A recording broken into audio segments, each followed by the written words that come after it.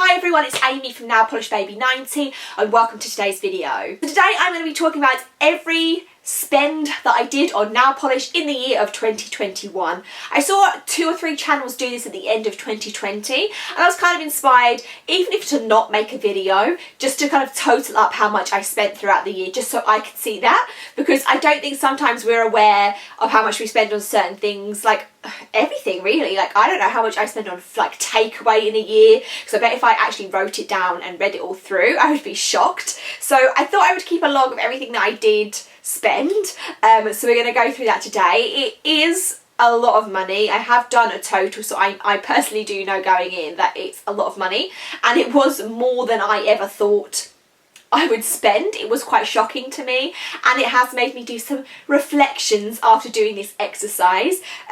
Also, just a preference, I think a lot of people will agree they spent a lot more money online shopping in 2020 and 2021 than they had done any other year combined, due to COVID and that sort of thing. And nail polish makes me feel good, and some of the spends we're going to go through were bought for purposes for my channel and for content as well, so I do have that to factor in. And also I'm Amy and I'm a nail polish aholic, so let's start looking through the spends. So the first big purchase I made for 2021 was from Harlow & Co. Harlow & Co are a great Canadian-based e-tailer. They sell a lot of brands, and also for me in the UK, shopping from Canada to UK, the conversion rate from Canadian dollar to pound has always been very good, and they do free shipping over a certain amount of money spent. So I spent £90 on probably using some Christmas money and things in the January to go from, like I say, I recommend Harlow & Co, and if I can enable you all to shop to make myself feel better,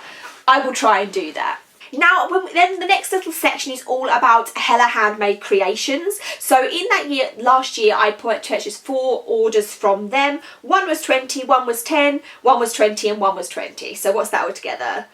£70 on Hella handmade creations. I think it's probably about £10 a bottle, I think it kind of works out. So I did 1 order of 1 and then 3 orders of 2, but separate to that, that is just for the polishes. You then pay the shipping separately. So for the shipping costs, it's a long story, but basically we do a group buy system, so it kind of gets divided out, the shipping gets divided out between a few of us. So for the polishes I spent £70, but for the shipping I spent £23. So I had that in kind of 2 different categories, and that was spent throughout the year. So roughly about £100 on Hella handmade creations. Polish Pickup was a bad year for me last year. I do try and only buy from Polish Pickup 3, ideally 4 at a maximum times, but I did 5 lots of Polish Pickup last year. So this was the postage and the polishes all totaled up. The reason why I don't try and spend from them that much is because it is very expensive.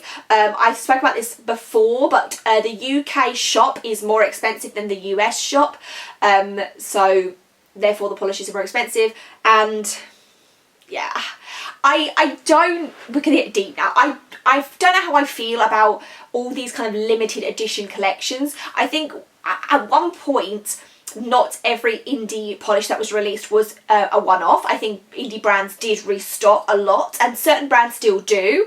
KB Shimmer comes to mind, and 90, they, when they're open, which they will hopefully be again soon, tend to stock like a core line, whereas other brands do everything as limited edition. So I think at one point I was drawn more towards Polish Pickup in a way, because I was like, oh my goodness, these are limited edition, I must have them or they'll be gone forever. But I've kind of come to a realisation over the past year to 18 months that almost every indie polish that you come across is going to be very hard to find if you don't snap it up, and you have to kind of accept that you can't have them all. That's what I've tried to do anyway. So coming back to the totals, I did 1 order of 60, 1 of 45, 1 of 48, 1 of 60 and 1 of 58. So what's that? £250 on Polish Pickup. You can see how high this total is going to go if you haven't worked it out already. I did order from the 2 UK indie boxes which were released in 2021. I do that because I really want to shop small and local, and I think it's great to put money back into the UK indie market, because so often I especially can get distracted by the US brands. So 1 box was £35 and 1 box was £32.50, so that's about £70 on UK indie boxes.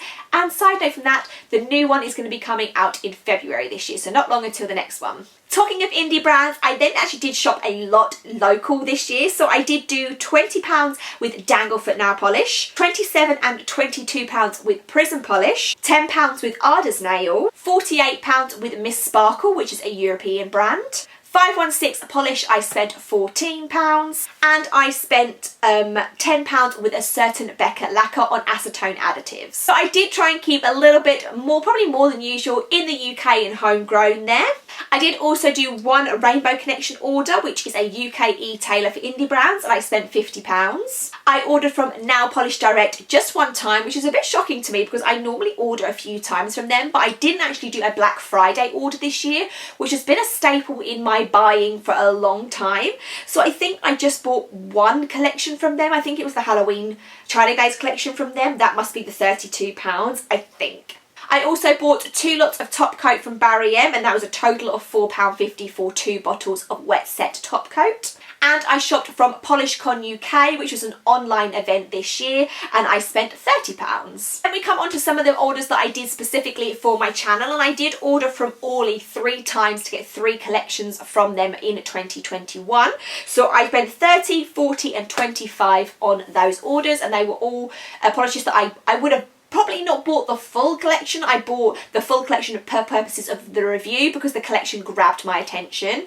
So I did do 3 orders from Orly UK for some full collections for your review. One of them, oh, you can't see it, like Day Tripping was one that I ordered, and yeah, we love a bit of Orly. 2021 was a good Orly year on my channel. The group of purchases were all from D-Stashes, which is where I've spent a lot of money.